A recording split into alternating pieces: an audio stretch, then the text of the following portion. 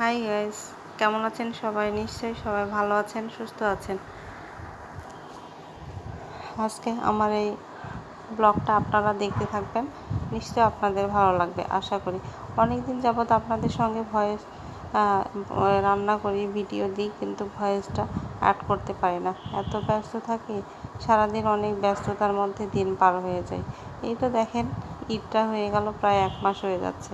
জীবন থেকে একটা মাস চলে গেল, তারপরে চোখের সামনে থেকে কত দিনের পর দিন, মাসের পর মাস, বছরের পর বছর চলে যাচ্ছে।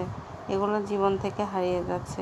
সময় কিন্তু খুব কম, কিভাবে চোখের সামনে দিয়ে সময়টা পার হয়ে যাচ্ছে টেরই পাচ্ছি না।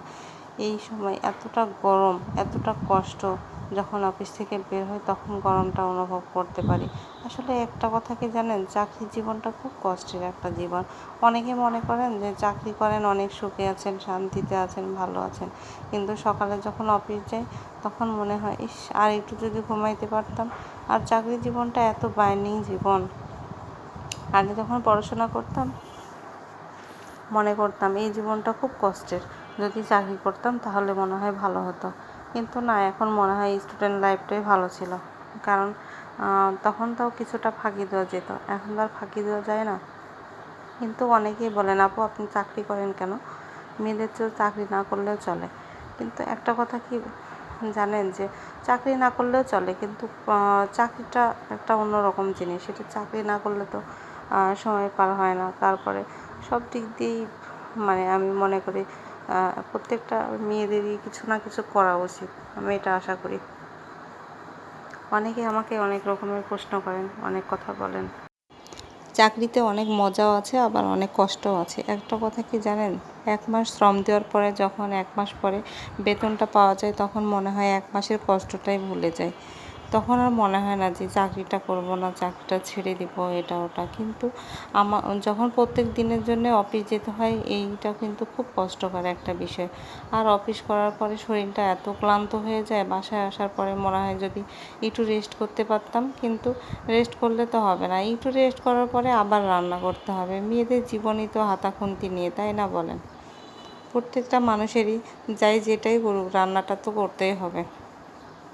তারপরে কি আর করার, রান্নাঘরে অফিস থেকে আসলাম, এসে শর্টকাটে একটা রান্না করব ভেবে নিলাম। তো কী রান্না করা যায়, তারপরে ভাবলাম একটু বিরিয়ানি রান্না করি। তাই তো দেখতেই পাচ্ছেন, আমি বিরিয়ানিটা রান্না করে নিচ্ছি। আপনারা কে কীভাবে রান্না করেন জানি না, আমার যেটা শর্টকাটে হয় সেভাবেই আমি রান্না করে থাকি। অনেকে বলে, আপু আপনি প্রেশার কুকারে কেন বিরিয়ানি রান্না করেন, এটা কি টেস্ট হয়? আসলে সত্যি কথা বলতে কি আপু জানেন, যারা চাকরি করে তাদের যেন সময়টা কম লাগে। সারাদিন কাজকর্ম করার পরে এত এনার্জি থাকে না যে এভাবে রান্না করতে হবে, ওইভাবে রান্না করতে হবে। যেটা শর্টকাটে হবে সেটা করারই চেষ্টা করি। আমি জানি না, আপনাদের হয়তো বা হাতে সময় থাকতে পারে, বিভিন্ন রকমের যারা ব্লগ করেন তারা হয়তো বা নতুন নতুন জিনিসপাতি ব্যবহার করে রান্না করেন, কিন্তু আমার তো এইভাবে রান্না করা সম্ভব না।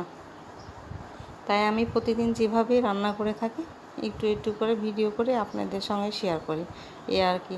অনেকে অনেক কথা বলেন, আপু এই পাতিলে রান্না করেন কেন, এটাতে রান্না করবেন, প্রেশারে রান্না করেন কেন, তাহলে তো খেতে ভালো লাগবে না, স্বাদ লাগবে না। অনেকের অনেক কমেন্টস করেছি আমি, কিন্তু আমার এগুলোতে কোনো কিছু যায় আসে না। আসলে আপু আমি নিজে কি, সেটা তো আমি নিজেই ভালো জানি, তাই না? মানুষকে দেখানোর জন্য এত নতুন নতুন জিনিস বের করে রান্না করার টাইম আমার কখনোই হয় না। কারণ যারা এই যে যখন রান্নাঘরে ঢুকি মনে হয় এত গরম, এত কষ্ট।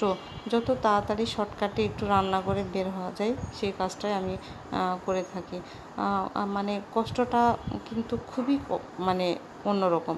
এই গরমের সময় রান্নাঘরে থাকা যায়, যে থাকে সে বুঝতে পারে যে রান্না করাটা কতটা কষ্ট। সবাই ভালো থাকবেন, সুস্থ থাকবেন। দেখা হবে পরবর্তী ভিডিওতে। আমার ব্লগ যদি আপনাদের ভালো লেগে থাকে, একটা শেয়ার করে দিবেন। আপনাদের একটা মূল্যবান মন্তব্য আমাকে অনেক সুন্দর সুন্দর ভিডিও বানাতে অনেক উৎসাহ দেয়। ভালো থাকবেন, সুস্থ থাকবেন। দেখা হবে পরবর্তী ভিডিওতে। আল্লাহ হাফেজ।